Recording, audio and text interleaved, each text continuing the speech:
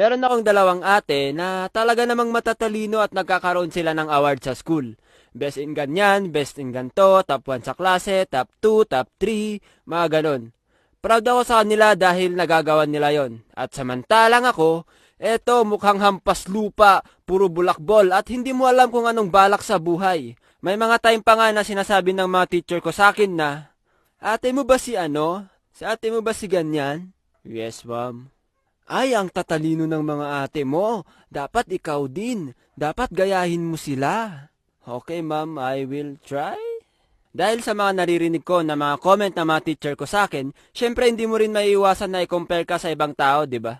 Pero napag-isip-isip ko din na bakit hindi ko subukan maging matalino? Naks, kaala mo lang talaga. So ang ginawa ko, nag-aral ako ng mabuti. Nagbasa ako ng mga libro, kahit nga hindi pa namin pinag-aaralan, binabasa ko na eh. Nagre-recite ako sa klase kahit mali-mali ang sagot ko, ginagalingan ko din gumawa ng mga projects at assignments.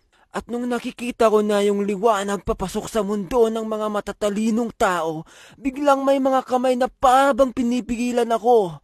Paglingon ko, putek mga tropa ko pala. Uy, Jen, wag mo naman kaming iwan. Masama yan. Nang iiwan ka ng tropa mo. Oo nga, Jen. Kala ko ba sama-sama tayo? Wala namang ganyanan, pre. Kaya wag kayong magtutropa ng mga gantong tao guys, 100% guaranteed, tried and tested, masisira ang buhay nyo. De, joke lang. One day isang araw, pumasok yung MAPI teacher namin habang nagkaklase kami. Tapos tinanong niya yung buong klase kung sino ang gusto mag-try out ng larong arnis para maglaro sa district. So nung tinanong ng MAPI teacher namin kung sino ang may gusto mag-try out, ang unang pumasok sa amin na magtutropa ay gusto namin subukan. Hindi dahil sa gusto namin dahil gusto namin tumakas sa klase. Ano pre, subukan natin? Tara, ang boring dito sa klase.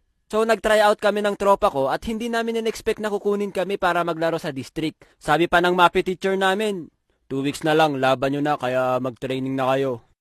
Oh my God! Gusto tayong patayin ni Sir! 2 weeks na training, tapos laban na! Oh my God!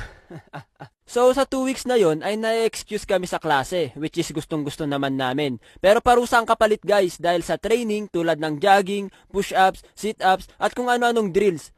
After ng 2 weeks na paghihirap ay dumating na yung araw na makikipaglaro na kami. Pero sa kasamaang palad, natalo ako. Bakit?